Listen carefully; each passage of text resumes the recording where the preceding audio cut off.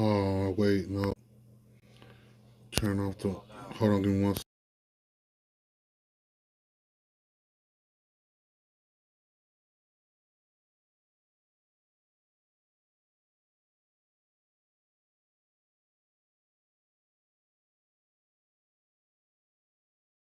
If you sleep on your side, I bet you hate your pillow, and this is why.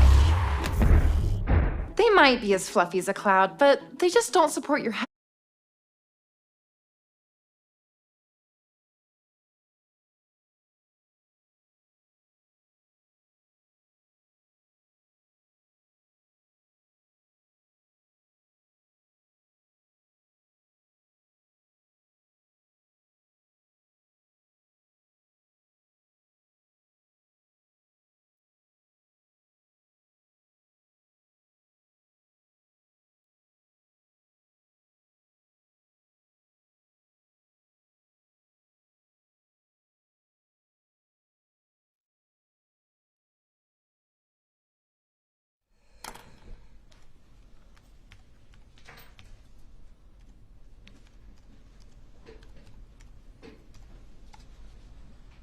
Juror 69, correct? All right.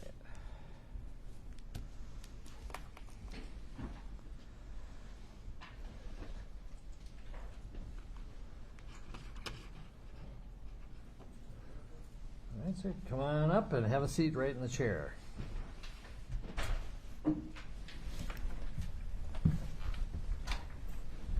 All right, you are juror 69, is that correct? That is correct. All right. First thing I'm going to do is swear you in so that all your answers are under oath. If you could raise your right hand. Do you swear or affirm, under penalty of perjury, that you will truthfully answer all questions about your qualifications to serve as a juror? I do. All right, thank you. Just a note here, I'm going to continue to wear a mask. You have plexiglass between us, plexiglass in front of you. The attorneys will be at the lectern with plexiglass in front of them. The conclusion being, if you would like to remove your mask for more comfort or to speak more clearly if necessary, feel free to do so. Okay. But pretty much your choice. Okay? In either case, mask or not, if you could move up closer to the microphone so that we can pick up your voice nice and loud. Perfect. Well, first of all, before I turn you over to the attorneys, I have a few questions of my own. Starting with, you filled out a questionnaire, and thank you for doing that and getting back to us. It gives us a lot of information. Is everything on that true and correct? It is. All right. Any changes or additions to the questionnaire? No, I don't believe Okay. so. And it's very important that you understand that it's okay to do that because you filled this out months ago. In the meantime, you might have reflected on things and realized, I should have said this, or that was inaccurate, I need to correct that. Or even some of your opinions may have evolved and changed. So Oh, sure. if you say anything that's different from the questionnaire, that's perfectly fine. So don't worry about that. Now, the questionnaire also advised you not to read any media, to avoid the media about this case. But we also recognize it was a couple months ago, and inadvertently you may have been exposed to some media, some headlines, maybe a news blurb before you were able to change channels, something like that. Did that happen to you? Did you get exposed to some information about the case? Yeah, I would say scrolling through like Instagram or something, I would see headlines maybe about just like the recent news of like Minneapolis paying out to George Floyd's family. Okay.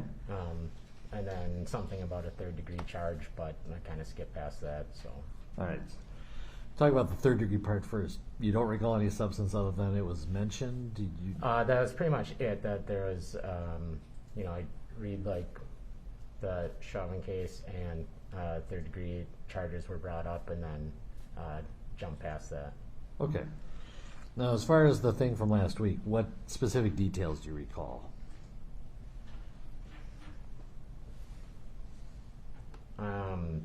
Just looking through, let's see, it would have been Star Tribune saying payout of $27 million, something like that. Okay. To the family. Now, you understand that was a civil case, different parties, different legal issues, different laws, and really has no bearing on this case. Right. But even though from a legal point of view, everything I've said is true, do you think that would make it hard for you to be impartial, or does that push you one way or the other in this case? Oh, no, it doesn't. Okay. Can you put aside what you heard and just decide this case on the facts and what you hear in the courtroom? Yes. And that's true generally of everything, because everybody. That's why the first question we asked was, "What have you heard?" Everybody has some knowledge about the case. Some is accurate, some is inaccurate. But whatever you've heard about the case, and I'm sure most people have formed various opinions related to those, what they've learned, you have to put all that aside. Decide this case just on the evidence, objectively, and apply the law as I give it to you. Despite being exposed to some things, do you think you can decide this case objectively, fairly, and above all, impartially? I do. Okay. Can you put everything else aside? Right. Okay. Did you decide, or did you recognize any witnesses that were on the list we gave you? I did not. Okay. We have estimated that the trial is going to be about a month long, starting March 29th. Essentially start then and go for 4 weeks. Does that work for you, personally, professionally? I mean, it's just getting into the busy part of my job. Okay. You know, we have projects ramping up, but I'm sure that's something that we could figure out. Okay. And it's more a question of can you make it work, because we know that there's a certain burden on everybody for jury duty. And we appreciate that, and we try and accommodate if it's an extreme hardship. But it sounds like you can make it work? Yes. All right. All right, then, unless you have any questions for me. I do not. All right, then I'm going to turn over the attorneys. With regard to Juror 69, Mr. Nelson.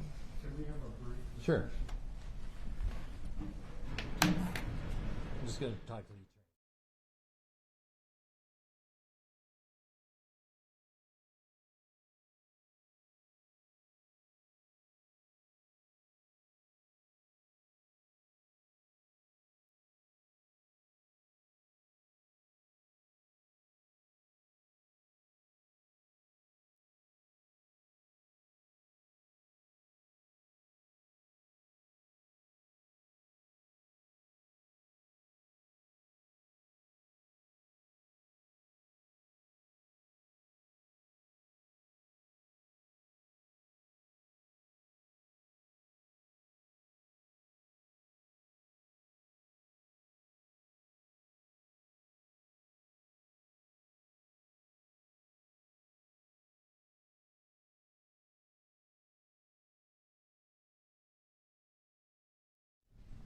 All right, Mr. Nelson.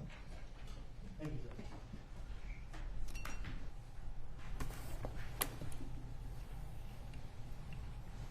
Good afternoon, sir. Afternoon. Before I kind of go into the questions I have for all of the jurors, I just wanted to follow up a little bit in terms of your knowledge about this recent settlement that was paid out or is to be paid out by the city. If you were in the jury room, right, and people are kind of, they're discussing guilty or not guilty, would you in any way bring up that settlement as, hey, look, the city agreed that there's some liability here or whatever? How would you take that information into the jury room? I mean, I guess, if it's not something that should be part of it, I just wouldn't even bring it up. You wouldn't even bring it up? If it's not part of this case, then I wouldn't, it doesn't have a spot in it. Well, I think what we're telling you is it's not a part of this case. It's, Right. It's a different case, Right. different legal standards. Do you Right. understand that? I understand. Okay, and we just need to make sure that we're not going to have that information in some way affect the judgment in this case. Right. And you can do that? I can do that. Okay. All right, sorry, I just wanted to explore that a little further before, we don't want to waste anyone's time. Yeah, obviously. makes sense. So I'm going to ask you a series of questions generally, just to get to know you a little bit better, and then I'm going to ask you some specific questions about some of your answers on the questionnaire. Sure. Again, we understand that it's been some time since you filled this out. and I'll read you your responses. We're not trying to trick you. Okay? Yep. All right. So if you and I were to meet at a party or some sort of a social event, and we had our first conversation, what are a couple things I'd learn about you in that conversation? Pretty much, I just love doing anything outdoors. Avid fisherman. I mean, you name it. Just hard worker. Want to be outside. Okay. That's about it. Fair enough. You avid fisherman, you said? Yes, sir. Okay. Like most Minnesotans, right? Yeah, you gotta. All right. I'm going to ask you, because of the mask, and you may need to come a little closer to the microphone for me if you don't mind, because I also have kind of Sure. bad ears. Thanks. So at some point you received this packet of information, right? Yep. And you learned that you were a prospective juror in this case. And you'd obviously heard about this case before. You knew that.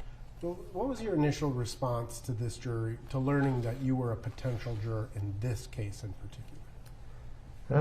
I mean, I wasn't really excited about it, just given the kind of global scale that it has reached. I wasn't really looking forward to it. I don't know. You said you were not looking forward to it? Right. Okay. I think you ultimately expressed some concerns about safety. Do you remember that? Yes, I do. Just concerns about, either way, whichever this case would go, and again, it happened after the event that it makes me a little concerned. Okay. So let me ask you, when you got to the government center this morning and you saw the fortifications and preparations around the government center, how did that make you feel? Very secure, actually. Yeah, it looks. Okay. It looks good. And how about this morning when the judge kind of told you that your video or your face isn't going to be shown if you were a juror? We're doing what we can to protect your anonymity. How did that make you feel? Yeah, it makes me feel better. I mean, I trust that that's what's happening. So. Okay. And if you were to, it's entirely possible that at some point in the future your name would be released publicly if you were to serve it as a juror in this case. How does that impact you? I mean, I'm aware that that would happen. I would just hope that it would be after a period of time where things can kind of cool down a little bit, and maybe not so much Sure. press about it. Do you have, you understand there's two potential outcomes of this trial, at least theoretically, right? Right. A guilty or not guilty verdict. Right. Do you have more concerns if the verdict were to be one versus the other? Yeah, I suppose I would if it was not guilty. And do you think that that would in some way affect you and how you may choose to vote in this case? No, I mean, I'm kind of like do the right thing and kind of try to live by that code. So. Okay. And I'm going to ask you a couple of other questions about that once we get to your questionnaire. But, can you think of a situation in your personal or professional life where you've been called upon to resolve a conflict between two people?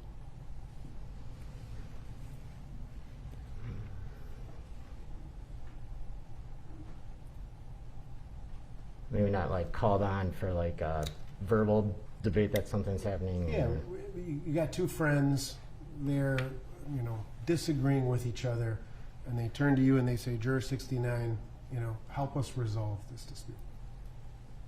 I would say not really, no.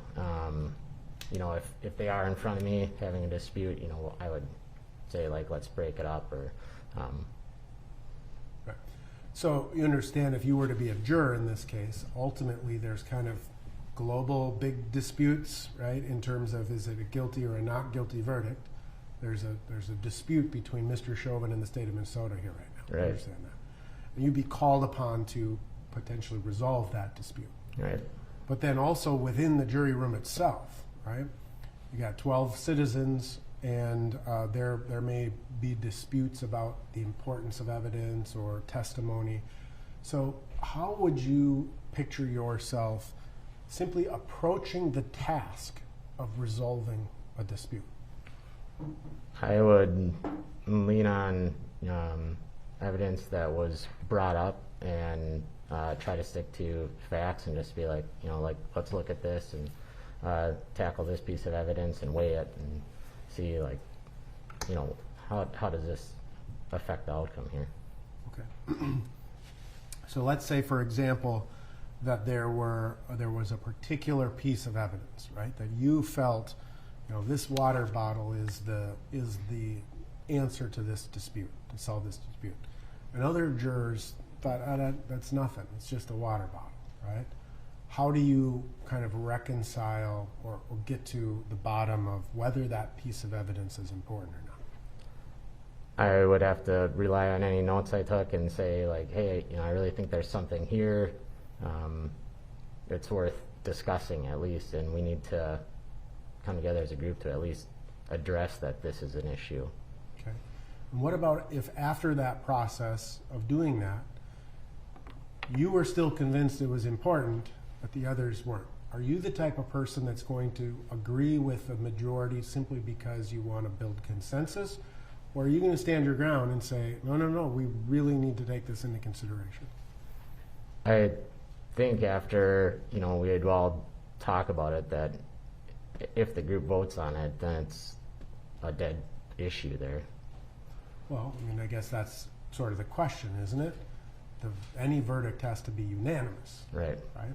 And if you really believed that Right. that was important, are you going to just abandon your belief about that piece of evidence simply to reach an agreement? No. Okay. Are you willing, however, to re-examine your beliefs about the evidence or the material that's presented in court? I would say yes, I'd be open to, like, re-looking at that. Okay. Can you think of a situation, again, in your personal or professional life where you have been called upon to determine whether someone is lying about something? Yeah, no, I don't really get caught up in that. Probably not? No. Okay. So, as a juror, as the judge mentioned earlier, is one of your roles is to assess the credibility of witnesses in this case. And it's a fancy way of saying, do we believe this person, right? How would you approach the analysis of whether someone is credible or not credible, whether they're lying or not?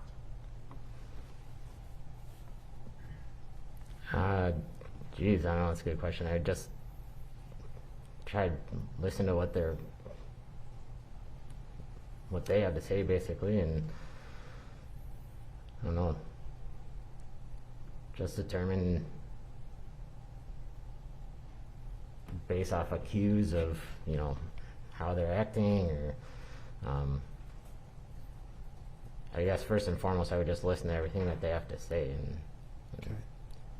So let's take it a little bit perhaps broader. You have two witnesses, right? Think about this in the proverbial sense. There's a traffic accident, and the issue was the light green or the light red, right? There's two people standing right next to each other, watching the same thing, and one person says the light was green, the other says no, it was red, right? So how can you kind of picture yourself trying to determine? They're both convinced, right? They both see it from their perception. They're standing right next to each other. It's the same event. How do you weigh which one to assign credibility to? I don't think that would be up to me in that scenario, and I understand the point of the question here is, to determine if I would be able to. But if I was coming into that scenario, I would first just be like, I'm a very trustworthy person, so I would say, look, I'm sure that's what you saw, and I'm sure that's what you saw, but I guess I wouldn't put myself in the spot to say you're right, you're wrong. Okay. I mean, ultimately, as a juror, you're a judge of the facts, Right. And in a case like this, you may have two people who are observing the same incident from the same general perspective, right? And they may interpret that event differently. And it is your job as a juror to decide. So do you think you could do that?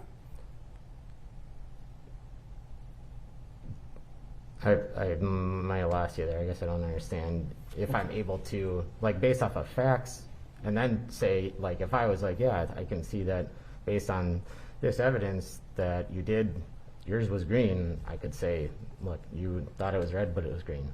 Okay. So you, If that's what you're asking. that's what I want to kind of Yeah. ask you is, you can look at the other evidence that may support one side or the other side, Right. right? And you would be able to assess and judge the facts of this case based on all of the evidence, not just one single person. Right. Okay. Can you think of a situation in your life where you have been 100% convinced that I am right, only to later learn that you were in fact wrong? I mean, mine are day to day. My wife's always right, so I lose that battle. But you know, I'll think that I'm right on something and then forget, or yeah, Okay. not on like a major. Well, go ahead. I understand. You know, I think someone referenced like a sports statistic, right? And you may think about like, I'm 100% convinced that this athlete had this stat, and then you look it up and it's like, oops, I'm wrong. Right. So are you the type of person that kind of learns from that, applies it in future situations, or are you the kind of person that goes, it's not that important? No, absolutely. I'll constantly learn from those.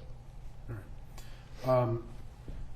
Again, ultimately, your role or your job as a juror is to listen to the evidence, listen to both sides, listen to the entirety of the case, and at the end of the case, the judge will present you with some rules of law that you have to apply.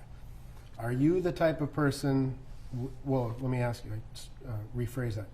Will you follow the law as the judge instructs you, even if you think it is wrong or should be different? Yes. Okay.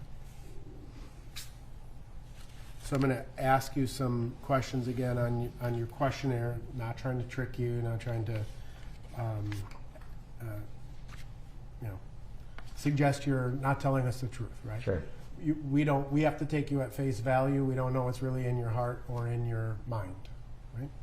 So the first question that you were asked is just a general recitation of what you knew about this case based on what you had heard or seen prior to filling this out. And I have a couple of questions about what you wrote. One of the things you wrote is that you saw a video through social media, and you wrote, "The footage was pretty clear, and I recall a woman's voice pleading with officers to ease up on George, saying he can't breathe." What do you mean by the statement, "the footage was pretty clear"? You could see, you can make out the officers, and it was just clear video in terms of resolution, I suppose. Okay. And just the general sense of what had been captured that day, like on the footage. Okay. And I'm going to just skip forward a little bit. I just want to make sure we're talking about the same footage, right?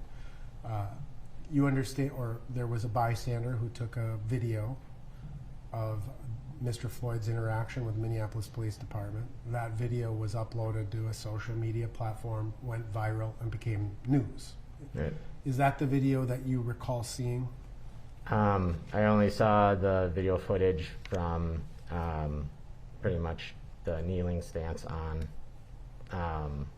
Did you say the media stance? Yeah, I guess. No, not the media, like the Facebook video that was out there. Okay. I didn't see the interaction before George was detained. Okay. Only from that point on. Okay. So just the only video you've seen is that bystander video that went viral and became a part of the news? That is correct. Okay.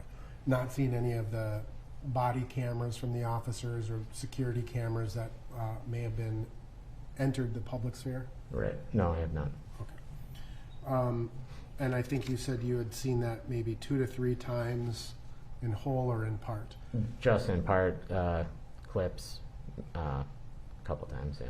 You never went and looked up the original video and watched the entire video? No, I did not. Okay. And then one of the other things you wrote is that as time progressed, the media started to change the verbiage from, and you put in quotes, the death of George to the murder of him.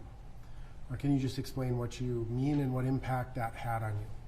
Yeah, it just seemed like, and again, I pretty much just had been looking at headlines up until the point about finding out about being selected, that a lot of different media sources were saying that it was either the death or it slowly turned into headlines saying like the murder of, and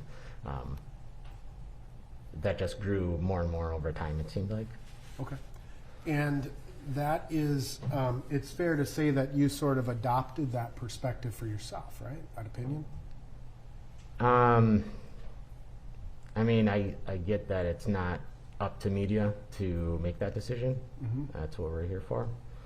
I don't know. Well, and sir, let me just assure you that your opinion is your opinion, right? Yeah. I'm not questioning your opinion. I need to know, and we all need to know, the extent to which your opinion may bias you against either party, whether it be Mr. Chauvin or the state of Minnesota. Do you understand that? Yes. Okay.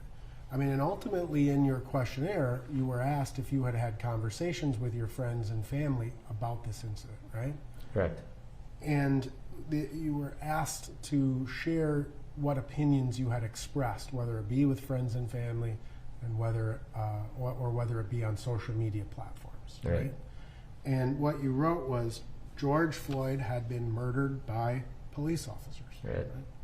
So you formed the opinion, right, that George Floyd was murdered by police officers.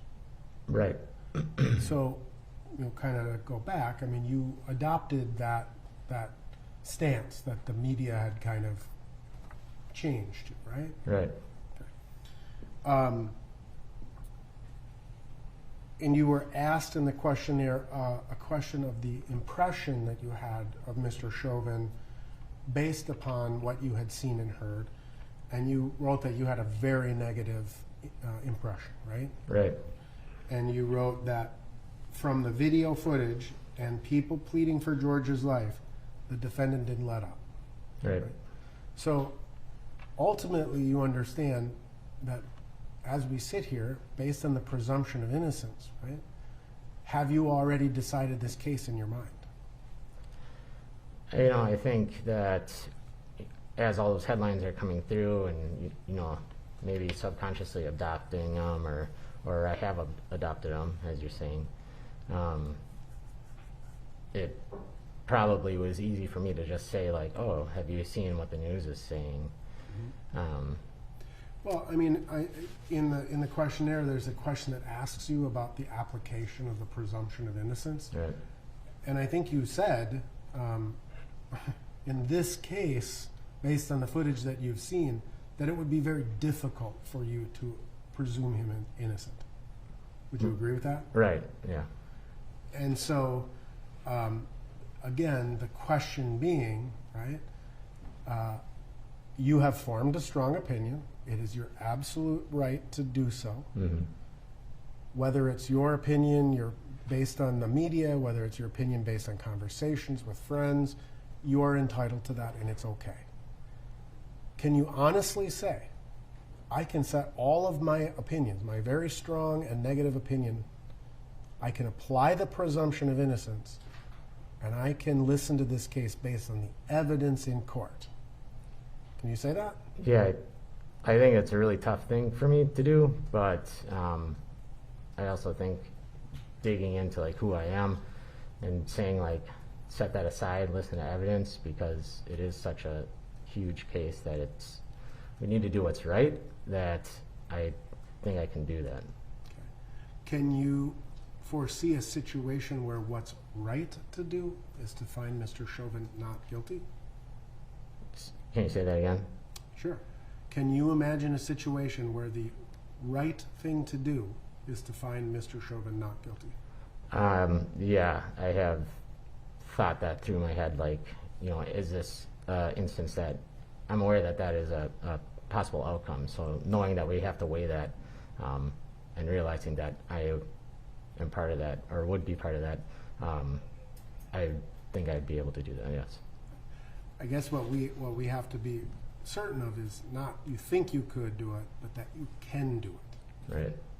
Can you set aside all of your preconceived, opinions or your previous opinions, and can you tell us without equivocation, I can be an unbiased, neutral, fair juror in this case? Yes, I can.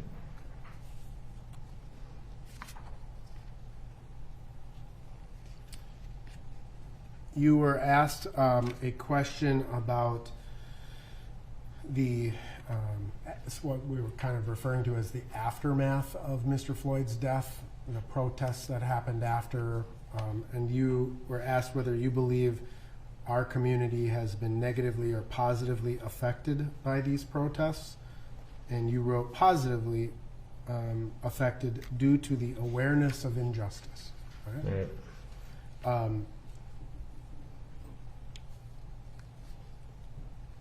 What's the injustice? I think there is a lot of police brutality towards certain races, of course. And I think everything that's happened in the aftermath, it has really shown light and given voice to not just local but national cases that occur. Okay. So I guess the question again, right? You formed an opinion that what happened to Mr. Floyd was in fact an injustice. Right.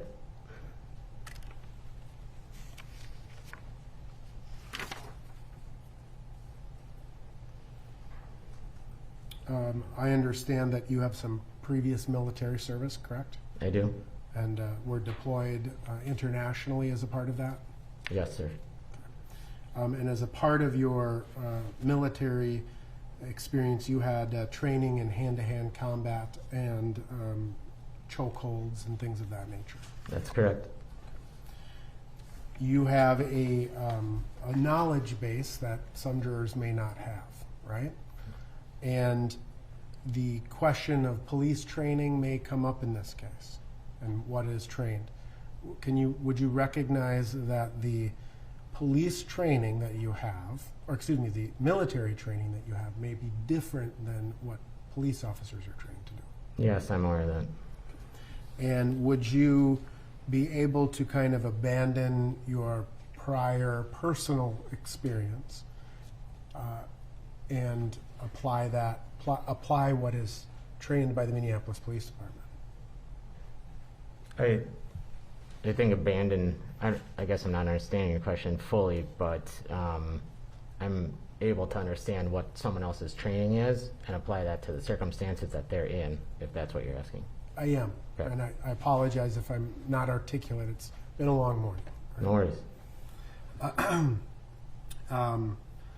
You were asked a series of questions that about both Black Lives Matter and Blue Lives Matter, those terms. And with respect to Black Lives Matter, you wrote that you had a somewhat favorable opinion of Black Lives Matter, and you wrote, I am not completely knowledgeable with the organization. However, it is clear they are trying to make progress towards equality by raising awareness to events. Since you filled this out, any other opinions form about Black Lives Matter? No, I really haven't been following any other news articles or anything, and haven't really looked into, like I had said on there, don't really know much about the organization at all, and nothing's really changed since then. Right. Okay. And you had never heard of Blue Lives Matter? I've never heard of it. Okay. Do you understand what that means now, sitting here today? I make an assumption that it's, in favor of police officers and protecting them. Okay. And you just have no opinion of that because you've never heard of it? Correct. Okay.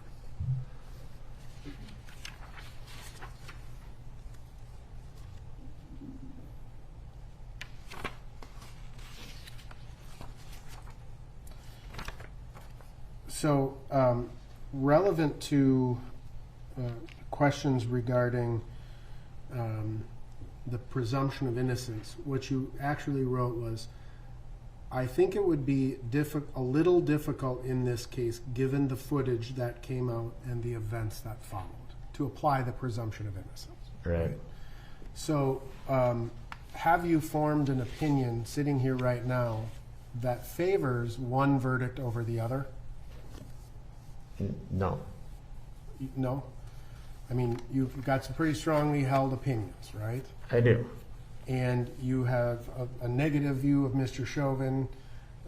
You believe that he was murdered by the police, right? Mm-hmm. And you're telling us that you would have a problem applying the presumption of innocence. The only mistake we can make is whether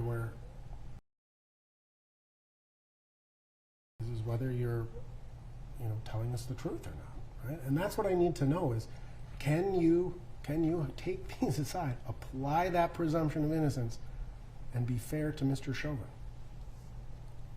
Right. And again, like I said on there, like I think it's really difficult based off of what I've seen, what I've heard, but also knowing, like, you got to sit there and do the right thing.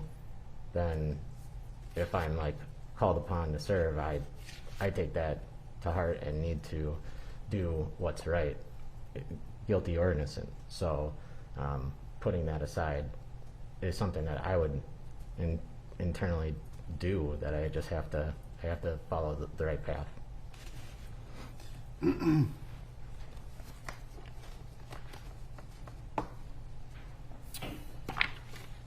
May I have a moment here?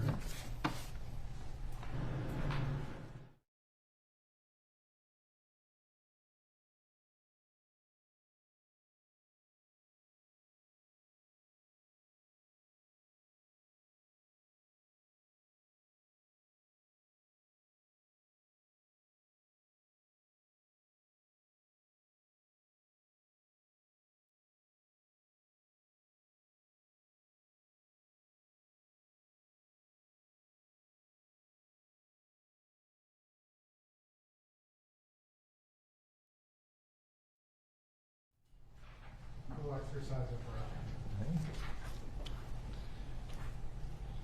Juror 69, we're going to excuse you from this jury. So, in fact, you're excused from all jury service for this term, so you're not going to be called up for another case. Unless, of course, years from now you get a summons. But the deputy will collect some things on the way out, and we appreciate the time you spent here. Thank you.